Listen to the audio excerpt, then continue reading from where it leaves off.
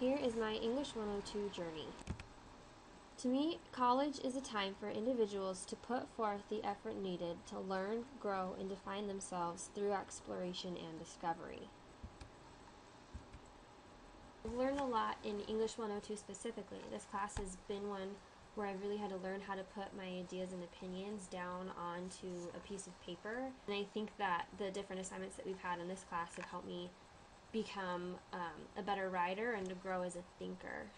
There has been a definite cohesiveness among all of my classes, especially between my developmental psychology class and this one. In my psychology class, we've learned a lot about how different factors influence a child's ability to learn and to acquire knowledge, and I find the whole topic super interesting. So I decided to use it as the foundation for my exploratory essay, which was of course supposed to be about education. And then I also used the same topic in my problem proposal essay. And it's been really cool for me to be able to use information that I've learned in one class and apply it to another. And I think that concept is the most important aspect of being in college. Kindergarten teachers have reported that approximately 1/3 of U.S. children entering school are ill-prepared to achieve success.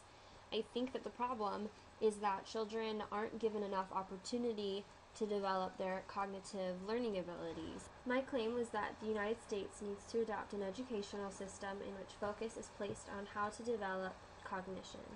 Children need to be able to think critically and not just memorize answers for a test. So here's some of the evidence that I found through my research.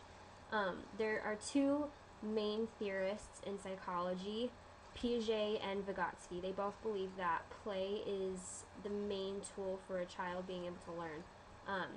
And along with this, children need to be provided with an environment that gives them the ability to explore and discover. They also need to have caregivers who are involved. Money and socioeconomic status also have a positive correlation with cognitive development.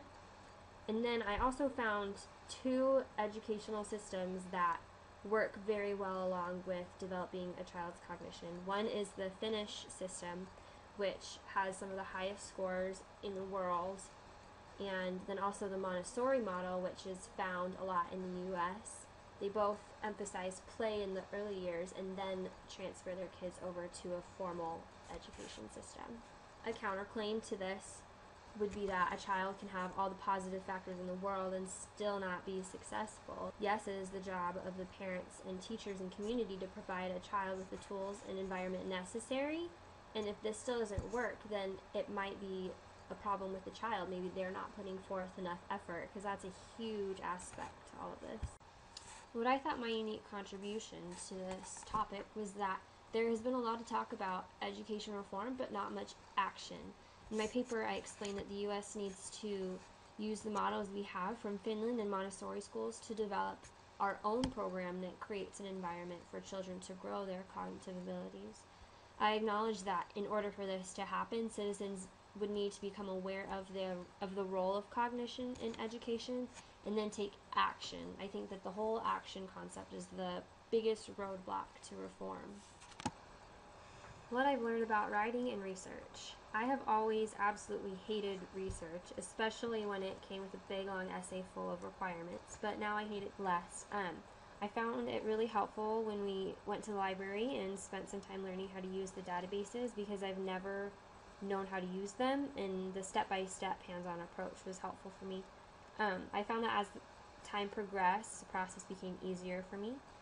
Along with research, I found that the dialogical journals helped me out a lot with my writing. They were really tedious, but really helpful. They helped me with the problem proposal a lot.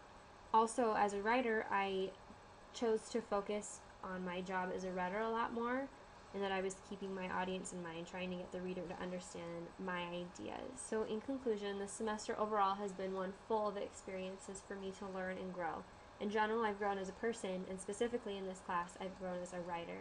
I'm excited to see what next semester has to offer for me, and hopefully I'll take what I've learned from this class and my others into the rest of my education and career.